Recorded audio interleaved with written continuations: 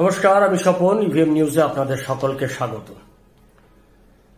আজকে আপনাদের মার্কিন যুক্তরাষ্ট্রের মহাকাশ গবেষণা সংস্থা নাসা তাদের একটা টেলিস্কোপ, একটা রহস্যময় টেলিস্কোপ, এই টেলিস্কোপের একটা ছোট্ট ভিডিও আপনাদেরকে আমি দেখাবো। তার আগে বলে দিই, সেই ভিডিওটা দেখতে দেখতে আপনারা যে বিষয়গুলো জানতে পারবেন। এই টেলিস্কোপটা কি? James Webb space telescope, JWST।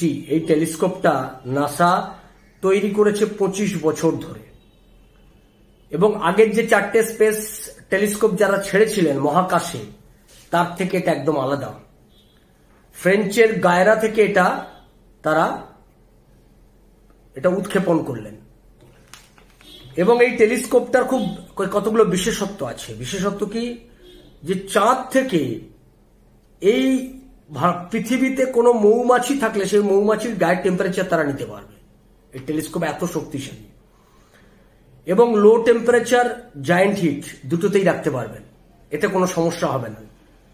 এর ক্ষেত্রে ডার্ক ম্যাটার আর ডার্ক এনার্জি, এই সলিউশন আমরা পেতে পারি এই টেলিস্কোপের মাধ্যমে, যদি এই টেলিস্কোপটা ঠিক মতো কাজ করতে পারে। যদিও এই টেলিস্কোপটা খারাপ হয়ে যাওয়ার মতো 300 রকমের প্রক্রিয়া আছে, যে প্রক্রিয়াটাতে এটা খারাপ হয়ে যেতে পারে, তার বিবরণও এখানে দেওয়া আছে, আপনারা দেখতে পাবেন। এবং সবচেয়ে মজার জিনিস, এই টেলিস্কোপটা টাইম মেশিনের কাজ করবে।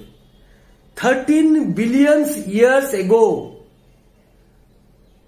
13 বিলিয়ন বছর আগে খবর, ছবি এই টেলিস্কোপ আমাদেরকে দেবে। অর্থাৎ সেই সময় প্রথম তারারা কেমন ছিল, এই গ্যালাক্সিস গুলোই বা কেমন ছিল,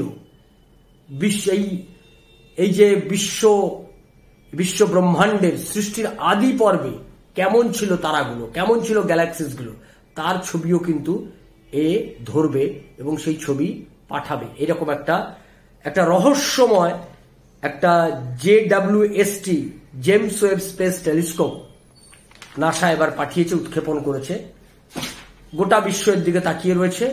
আমি আপনাদেরকে তারই একটা প্রতিবেদন ভিডিও আকারে রয়েছে, প্রতিবেদনটা আপনারা দেখুন এবং শেয়ার করুন।